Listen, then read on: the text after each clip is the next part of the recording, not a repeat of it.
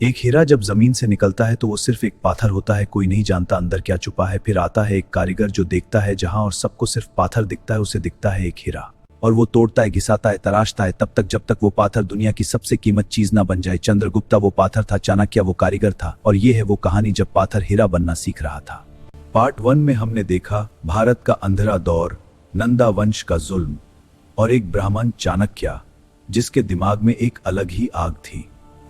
Part 2 में देखा वो अपमान, वो प्रतिज्ञा और वो पहली मुलाकात चाणक्य और चंद्रगुप्ता की। अब पार्ट 3 में शुरू होती है असली कहानी, ट्रेनिंग, ट्रांसफॉर्मेशन, एक आम लड़के का सम्राट बनाना।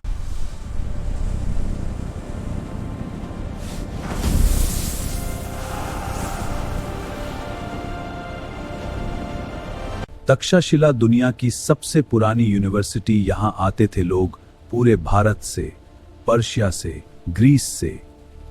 यहां पढ़ते थे राजनीति, युद्ध नीति, आयुर्वेदा, फिलॉसफी।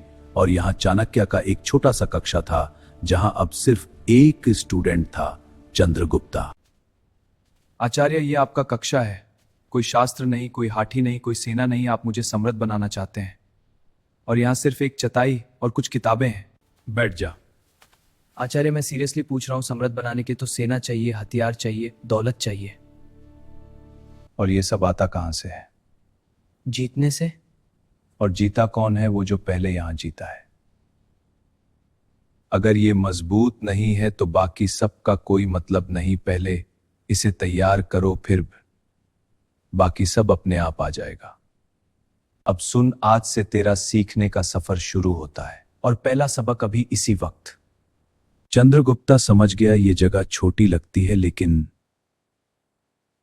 यहां जो हो रहा है उसका मतलब बहुत गहरा है।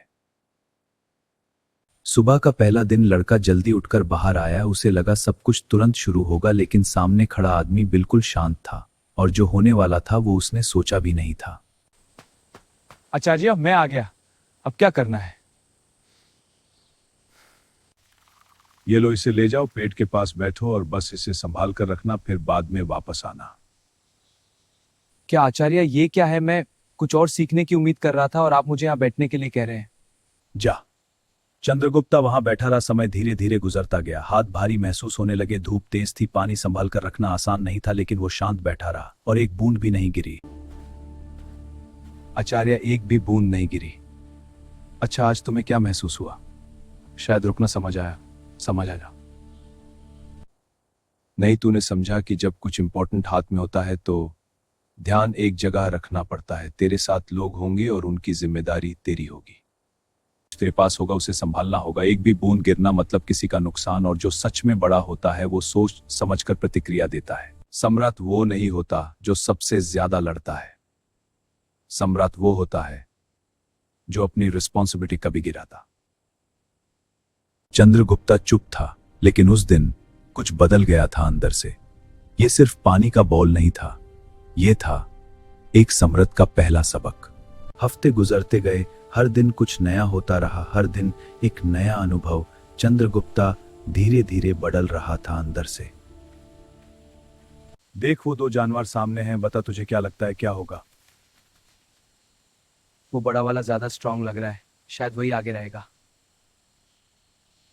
गलत। गलत आचार्य, देखो बड़ा क्लियरली ज्यादा स्ट्रांग लग रहा है।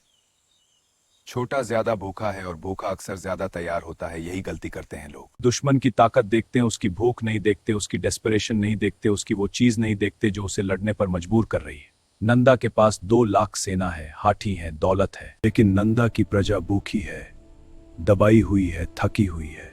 वो छोटा जानवर है यहाँ और वो जीतेगा। तो आप कह रहे हैं कि हम नंदा को सीधा नहीं हराएंगे और पहले उसकी प्रजा को अपनी तरफ करेंगे? अब सीख रहा है तो कोई भी वंश बाहर से नहीं टूटता, अंदर से टूटता है। और अंदर से तोड़ने के लिए सबसे पहले दिल जीतने पड़ते हैं, लोगों के, मंत्रियों के और सैनिकों के। जिस दिन नंदा की अपनी प्रजा उसके खिलाफ खड़ी हो जाएगी, उसी दिन उसका अंत शुरू हो जाएगा। चंद्रगुप्ता के दिमाग में एक नई दुनिया खुल रही थी। ये सिर्फ तलवार चलाना नहीं था, ये था इंसान को समझना, साइकोलॉजी, पॉलिटिक्स और ह्यूमन नेचर। चाणक्य सिखा रहा था वो चीज जो किसी भी यूनिवर्सिटी में नहीं मिलती। रातें भी खाली नहीं थी। जब दिन में शारीरिक और रणनीति की तैयारी होती, रातों में होती थी गहरी सोच और लिखने का काम।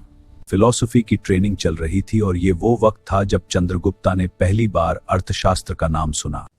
आचार्य, आप हर रात क्या लिखते रहते हैं? एक किताब जिसमें लिखा है कि एक देश कैसे चलाया जाता है और राजा कैसे बनता है, सेना कैसे चलाई जाती है, प्रजा कैसे संतुष्ट रहती है, दुश्मनों को कैसे हराया जाता है, और हर वो चीज जो एक सम्राट को पता होनी चाहिए। आचार्य, क्या मैं इसे पढ़ सकता हूं? अभी नहीं, पहले वो बन जो इस किताब में लिखा है, फिर पढ़ लेना, क्योंकि किताब पढ़ने से सम्राट नहीं बनते, किताब जीने से बनते हैं। आचार्य, एक बात पूछनी थी, आप इतना सब क्यों कर रहे हैं? आपको इससे क्या मिलेगा? ना राज चाहिए आपको, ना दौलत, ना नाम, तो फिर क्यों? पहली बार चाणक्य रुका कुछ देर के लिए, वो सिर्फ लैंप को देखता रहा। तूने कभी सोचा है कि ये दिया खुद जलता है ताकि दूसरों को रोशनी मिले? उस नहीं पता कितने लोग उस रोशनी में काम करते, कितने लोग उस रोशनी में पढ़ते हैं और कितने लोग उस रोशनी में अपनी जिंदगी बनाते हैं। दिया बस जलता रहता है। मैं वो दिया हूं, भारत मेरी रोशनी का हकदार है, और तू वो इंसान है जो ये रोशनी पूरे भारत तक ले जाएगा। मुझे कुछ नहीं चाहिए, बस ये काम पूरा हो जाए। चंद्रगुप्ता ने उस रात अपने गुरु को पहली बार सच में देखा। ये एक एम्बिशियस इंसान नहीं था, ये एक मिशन था।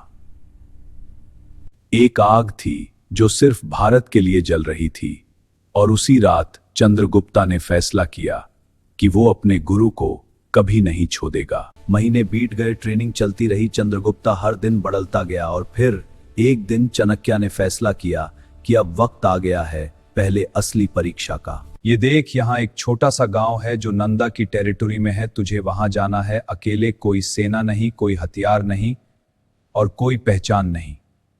वहां के लोगों से मिलो, उन्हें समझो, उनकी परेशानियां समझो, उनका भरोसा जीतो, और 30 दिन के बाद वापस आओ और मुझे बताओ कि नंदा के खिलाफ कितने लोग हमारे साथ आ रहे हैं।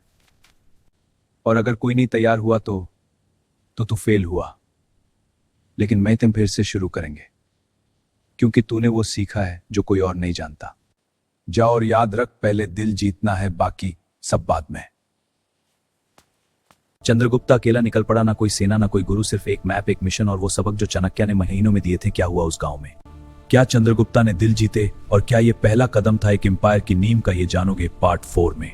तो ये था पार्ट 3। एक पत्थर तराशा जा रहा था, पेशेंस का सबक, दुश्मन को समझने का सबक, और वो रात जब चंद्रगुप्ता ने अपने गुरु का सच देखा। चाणक्य एक दिया था जो खुद जलकर पूरे भारत को रोशनी देना चाहता था, और चंद्रगुप्ता वो रोशनी बनने की तरफ पहला कदम उठा चुका था। सम्राट वो नहीं होता जो सबसे ज्यादा ताकतवर होता है, सम्राट वो होता है जिसके लिए लोग खुद ताकतवर बन जाते हैं।